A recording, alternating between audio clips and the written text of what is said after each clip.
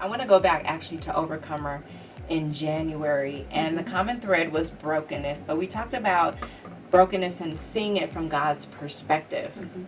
And God's perspective, by definition, is the faculty of seeing all the relevant data in a meaningful relationship.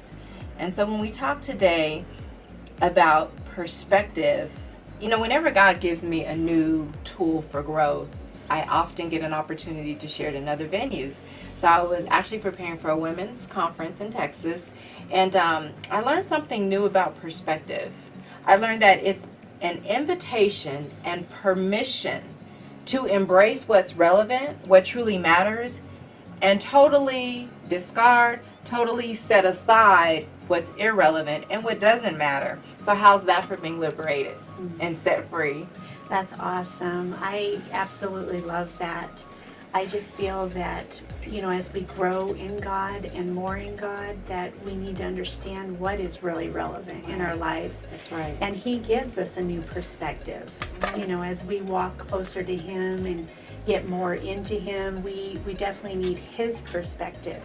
And I once was in a Bible study fellowship class, and one of the instructors had shared different scenarios, and many times she would end the scenario of, in light of eternity, does this really matter? Wow, okay. And it gave me just a new insight on what perspective is, what relevance is. Right. Because we need to know, first of all, as we go through our day-to-day routine, are we concerned with things that may not be truly relevant to what God has for us in His line of purpose in our life. So really understanding like what matters in the moment, what matters in the current season that we're in. Will this that maybe I'm focused on, or can I say tripping over today,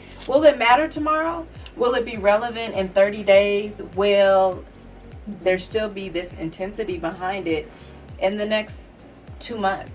Correct. So asking the correct question of, you know, does it matter? And if it does, to what extent? Yes. Or is it something that God's inviting me to totally release? Because it's in the scheme of things and how He's seeing things and what He's seeing and what He wants to do through me in the earth realm. Is it relevant? So that's good. I want to talk a little bit about this meaningful relationship piece, because there may be some who are tuned in today and they may be saying, well, this meaningful relationship piece, I don't have that with God, or I'm not there. I don't have the prayer life. I don't sit still and meditate on the things of God. Where do I fit inside of this meaningful relationship piece?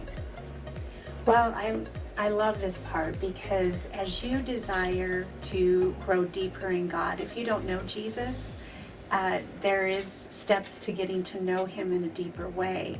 And everyone has to have an experience with Jesus themselves. That's you know, right. You can't just say a simple prayer and think that everything's going to flip immediately. You have to long to have His love come in you and through you.